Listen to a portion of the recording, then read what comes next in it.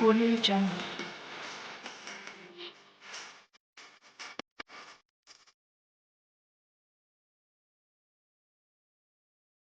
Audio Jungle.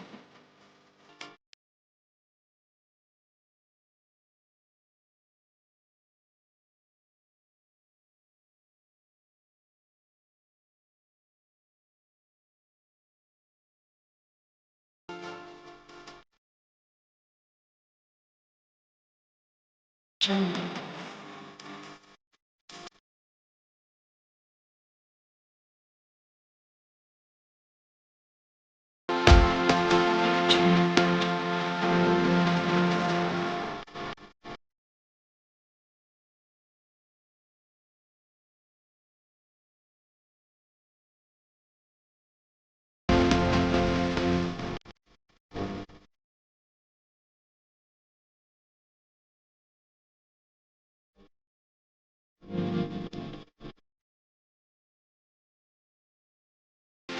મિત્રો પ્રણામ.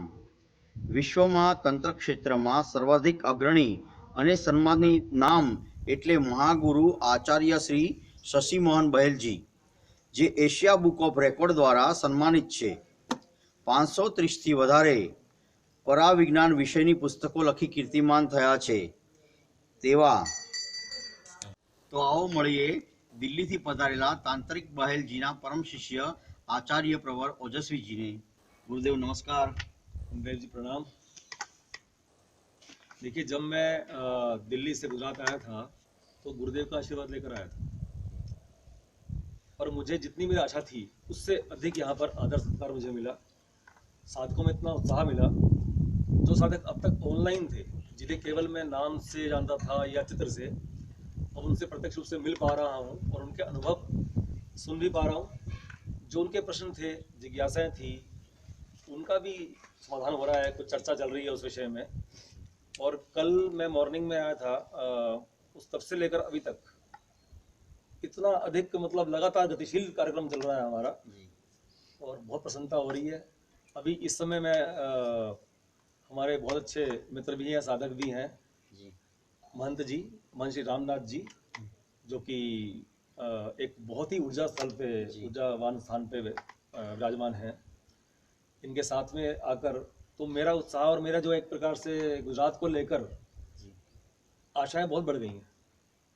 मुझे लगता है कि गुजरात में बहुत संभावनाएं हैं, क्योंकि एक आस्थावान लोगों का ये राज्य है. तो हम चाहेंगे कि इस क्षेत्र में थोड़ा सा, तो गुरु जी अक्सर कहते थे हमारे कि गुजरात जाइए, तो वहाँ लोगों में आध्यात्मिक प्रति काफ़ी रुझान है. और जब हमने ट्रस्ट का निर्माण किया था तो उनका कहना था कि ट्रस्ट बनाना या कोई संस्था बनाना एक बहुत आसान कार्य है, किंतु उसको गतिशील रखना, चलाना बहुत कठिन कार्य है. तो मैंने उनका सूत्र पकड़ लिया, और उसके बाद मैंने एक खुद से ही प्रण किया कि मैं हर महीने मासिक रूप से यात्रा करूंगा, संपर्क यात्रा के तौर पे. और 1 वर्ष से साधक साथ में हमारे हैं, उनसे मिलना जुलना, जो हम तक नहीं पहुंच पा रहे दूरी की वजह से, क्योंकि वो 50 लोग नहीं आ सकते, और अगर मैं एक पहुंचता हूँ वहाँ पर सबसे मिल सकता हूँ 50. इस प्रकार संपर्क यात्रा इसी कड़ी में ये गुजरात की हुई, और काफ़ी अच्छा रिस्पॉन्स का हमें मिला. यहाँ पर कुछ ऐसे साधक हैं मेरे साथ में मौजूद हैं इस समय, जो कि आरंभ से साथ में हमारे रहे, और जिन्होंने हर साधना को प्रॉपरली फॉलो किया, और उसी प्रकार से वो उनके रिजल्ट भी आए. अनुभव, संकेत, है ना, बहुत अच्छे उनके चल रहे हैं. तो मैं चाहता हूँ कि आप उनके ही मुख से वो सुनिए, और अपना बताएंगे कैसे कैसे उनका अनुभव हुए. गुरुजी, मैं आपसे हाँ गुरुजी, તમને પ્રશ્ન પૂછવા માંગુ છું કે તંત્ર વિશે ગુજરાતમાં અમારે અહીંયા બહુ જ લોકો ભડકે છે. તંત્રનું નામ પડતા જ લોકોને એમ થાય છે કે તંત્ર શું છે, તો તમે પ્રોપર ગાઈડન્સ આપો. તંત્ર શું છે હકીકતમાં? जी, यह गुजरात की बात नहीं है, ये धारणा भारत भर में, भारत किया पूरे विश्व में है कि तंत्र का मतलब हम समझते हैं जादू, टोना, भूत प्रेत, शमशान, यही सब. तंत्र कहाँ नहीं है. तंत्र घर घर में है, और तांत्रिक घर घर में है. जैसे एक माँ बच्चे की नजर उतारती है, वो उसकी नकारात्मक ऊर्जा को कुछ बोल कर या कुछ पढ़ कर या कुछ भी एक भावना रख के दूर करने की प्रयास करती है।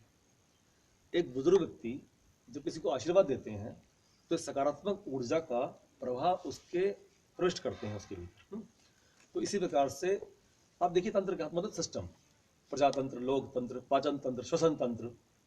तो तंत्र मतलब सिस्टम से है, और जिसे लोग धारणा लोगों की है वो हमारे गुरुजी शुरू से ही, आप उनसे मिलेंगे, हमने कार्यक्रम किया था पीछे अभी 8 अप्रैल को, तांत्रिक बहल से मिलिए, वो काफ़ी सफल आयोजन रहा हमारा दिल्ली में।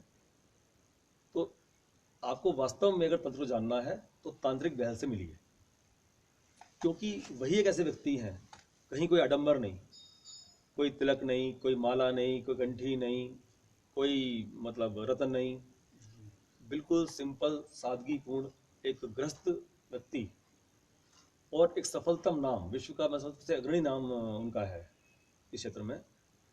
तो इस बात की बात है कि हम उनके सानिध्य में रहकर कुछ भी थोड़ा बहुत जान पाए। तो उनका कहना है कि ये तंत्र जो है उनके इसके वास्तविक स्वरूप को जन जन तक पहुँचाया जाए, और ये उनका उद्देश्य रहा है, शुरू से उन्होंने स्वयं ये कार्य किया है।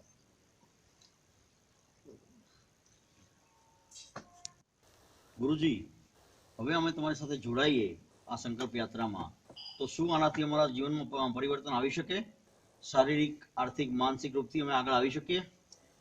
देखिए, अगर आप अपनी शारीरिक, आर्थिक, मानसिक समस्याओं को समझते हैं तो आप समस्या के समाधान के लिए मत जुड़िए, इससे मतलब कोई लाभ नहीं होगा इसका। आप जुड़िए कि एक कुछ सीखने के उद्देश्य से, कुछ नया जानने के उद्देश्य से, क्योंकि तंत्र का उद्देश्य ही ये है कि मानव मात्र के जीवन में सकारात्मक परिवर्तन आए, और आता भी है। आपके सामने बहुत सारे साधक अभी हमारे होंगे जो कि बताएंगे आपको कि परिवर्तन क्या आया। थोड़ा भी आया मगर आया। यात्रा कितनी लंबी है ये विशेष नहीं है, दिशा हमारी सही होनी चाहिए। तो थोड़ा भी अगर हम कवर कर पाएंगे तो वो एक कुछ का कुछ महत्व है, क्योंकि इससे पहले कुछ भी नहीं था। तो अभी कम से कम जो ऑनलाइन माध्यमों से, और हाँ विशेष बात क्या है कि हमारी ये जो सेवा है पूर्णतः निःशुल्क है, और इसमें एक शर्त है बस कि केवल उसकी वो व्यक्ति आस्थावान हो, निष्ठावान हो, उसके अंदर एक कुछ करने की, प्राप्त करने की इच्छा हो, तो निश्चित रूप से वो सफलता मिलेगी, जीवन में सकारात्मक परिवर्तन आएगा। बहुत अधिक की कोई लॉटरी खुल जाए किसी की, या कोई किसी का बहुत बड़ा कोई ऐसा कार्य हो जाएगा, ऐसा नहीं कहा जाता। हमारा जो जीवन है वो कर्म प्रधान जीवन है, और कर्मानुसार ही हमको हमारे जो मन बुद्धि संस्कार हमारे आत्मा की चित्त में साथ में आते हैं ना, तो हमें जन्म मिलता है उसके आधार पर। इसलिए बहुत कुछ झेलना है हमने। वर्षा होनी है तो होके रहेगी, ठीक है। एक किसी गाड़ी में लिफ्ट मिल गई, छतरी मिल गई, तो भीगे नहीं, ये बड़ी बात है।